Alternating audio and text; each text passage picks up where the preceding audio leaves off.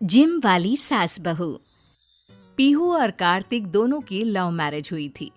पीहू दिखने में काफी सुंदर होती है, मगर अपने मोटापे के चलते उसे ससुराल में आए दिन किसी न किसी से ताने सुनने को मिल ही जाते हैं। हालांकि पीहू ससुराल की सारी जिम्मेदारियों को अच्छे से संभालती है, मगर फिर भी उसकी सास उसकी अच्छाइयों को नजरअंदाज करके सिर्फ उसकी कमी पर ध्यान देकर आए दिन पीहू को उसके मोटापे को लेकर ताने दिया करती। ऐसे ही एक दिन, पता नहीं वो कौन सी मनहूस घड़ी थी कि मेरा बेटा तुझे इस घर की बहू बनाकर ले आया। अरे तेरा वजन देखकर तो हाथी भी शर्मा जाए। थोड़ा तो कम खाया कर। सासू माँ, मैं मोटी हूँ तो क्या हुआ, लेकिन मेरे जैसी एक्टिव बहू आपको नहीं मिलेगी। चुटकियों में घर का सारा काम निपटा देती हूँ। अरे तो वो तो दुनिया की सारी बहुएं करती हैं। तू कोई अनोखी है क्या? लेकिन तेरा ये मोटापा देखकर लोग कितना हंसते हैं। कहते हैं, अरे वो देखो, बेटा जिम में लोगों को पतला करता है और खुद की बहू इतनी मोटी लेकर आया।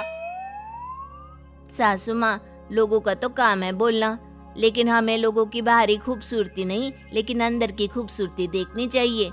और मैं अंदर कैसी हूँ ये तो आप सब बहुत अच्छे से जानती है ना? मुझे कुछ नहीं पता, बस मैं इतना जानती हूँ कि तू जब से इस घर में आई है तब से तूने मुझे कोई खुशी नहीं दी है। बल्कि जब से तू यहाँ आई है तब से लोगों ने मेरा मजाक बनाकर जीना मुश्किल कर रखा है, सिर्फ और सिर्फ तेरी वजह से। इसी तरह दिन बीतते हैं और सास बहू में आए दिन मोटापे को लेकर किटपिट हुआ करती है। ऐसे ही कुछ दिन बाद पीहू अपनी दोस्त को फोन करती है और उसे अपना दुखड़ा सुनाती है। तभी उसकी दोस्त पीहू से कहती है, सुन, इतना सब सुनने और सहने की जगह तो जिम जाना शुरू क्यों नहीं करती? तेरा तो पति भी जिम इंस्ट्रक्टर है, कितना फायदा है। वैसे भी शादी के बाद से तो हद से ज्यादा मोटी हो तो गई है ना। तू भी मुझे मोटी बोलेगी अब? अरे मजाक कर रही हो। चल, अब तू अपने पति से बात कर ले और जिम ज्वाइन कर ले, और फिर कुछ टाइम बाद मेरी बहन भी किसी सुपर मॉडल से कम नहीं लगेगी। पागल लड़की। ठीक है, जैसे ही शाम को कार्तिक आते हैं मैं उनसे बात करती हूँ। ऐसे ही शाम को जब कार्तिक घर आता है तो पीहू उसे जिम ज्वाइन करने के बारे में बताती है। कार्तिक भी उसे जिम ज्वाइन करवाने के लिए तैयार हो जाता है और अगले दिन पीहू सुबह 5 बजे उठकर अपने पति के साथ जिम चली जाती है, जिसके बाद से वो अपनी फिटनेस को लेकर काफी ज्यादा सजग हो जाती है। अब वो अपनी डाइट चेंज करती है और धीरे धीरे पीहू का आधे से ज्यादा समय जिम में ही निकलता है, जिस कारण घर के कुछ काम अब उसकी सास को करने पड़ते हैं और वो परेशान हो जाती है। ऐसे ही एक दिन पीहू सुबह सुबह तैयार होकर जिम जा रही होती है, तब सास उसके पास आती है। अरे ओ महारानी, सुबह सुबह कहाँ जा रही है? घर का काम कौन करेगा? सुबह का थोड़ा काम निपटा दिया है और बाकी बचा काम आने के बाद मैं कर दूंगी सासू माँ। आने के बाद मतलब शाम को? अरे आधा दिन तो तू उस जिम में रहती है, उसी को अपना घर क्यों नहीं बना लेती? अभी ना मुझे अपनी फिटनेस पर ध्यान देना है। देखिए, कुछ वजन तो कम हो गया है, लेकिन अभी बहुत कुछ उतारना बाकी है।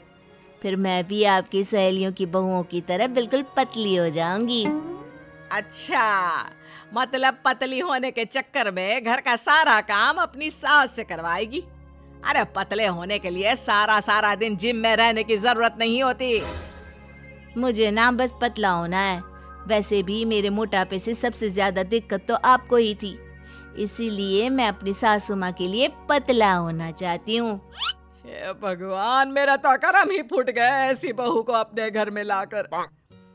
सासू माँ, जो कुछ भी हुआ अच्छा हुआ। अगर आप मुझे मोटी मोटी ना कहते तो शायद मैं कभी अपने आप पर ध्यान ही ना देती। आज मैं इतनी पतली और फिट सिर्फ आपकी और आपकी वजह से हो रही हूँ। हाँ, इसी का तो बदला ले रही है तू मुझसे। घर का सारा काम मैं करती हूँ, तेरी कोई जिम्मेदारी नहीं है क्या? ऐसे ही कुछ दिन बीत जाते हैं। अब पीहू का वजन धीरे धीरे कम होने लगता है और वो दिखने में बहुत फिट नजर आती है, जिस कारण पीहू अपना ज्यादातर समय अब जिम में ही देने लगती है। अब तो पीहू का खान पान भी बदल गया था। जिस वजह से सास को अब और ज्यादा दिक्कत होने लगती है और वो बहू को उसके पहनावे और खाने पर टोकने लगती है। सासू माँ, आपको मेरी हर चीज से दिक्कत है क्या? मैं मोटी रहूं तो दिक्कत, जिम जाऊं तो दिक्कत, और अब आपको मेरे खाने और कपड़ों से भी दिक्कत है। हाँ हाँ, मेरी तो कोई कदर ही नहीं है इस घर में। जो तेरा दिल करे तू वही कर। पीहू वहां से चली जाती है।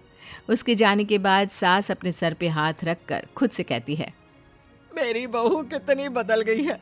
इससे अच्छी तो पहले वाली थी। अरे जैसी थी ठीक थी मेरी बहू। सब मेरी ही गलती है।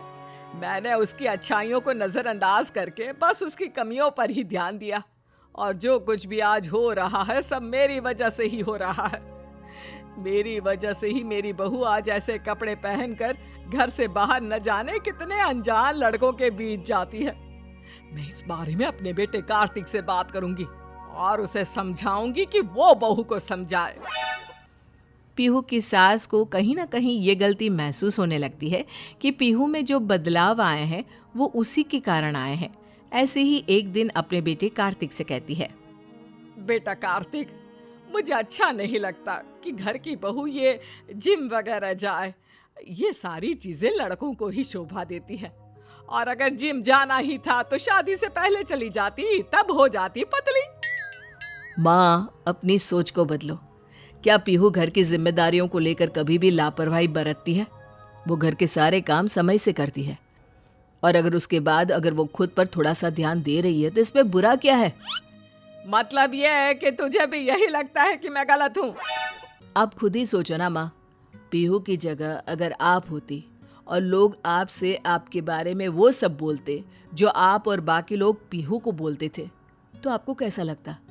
शायद उस वक्त आप भी वही करना चाहती जो इस वक्त पीहू कर रही है।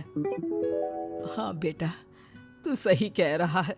आखिर पीहू बहू घर की सारी जिम्मेदारियां अकेले ही अच्छे से संभाल रही है, और बदले में अगर वो थोड़ा सा टाइम अपनी सेहत के लिए जिम में देती है तो बुरा ही क्या है। यही तो कहना चाहता हूँ माँ कि आप भी पीहू के साथ जिम जाया करो। खुद को फिट रखना, इसमें बुरा ही क्या है? अब दोनों सास बहू मिलकर एक साथ जिम जाया करती और आपस में खूब सारी बातें करती और हंसी खुशी रहती।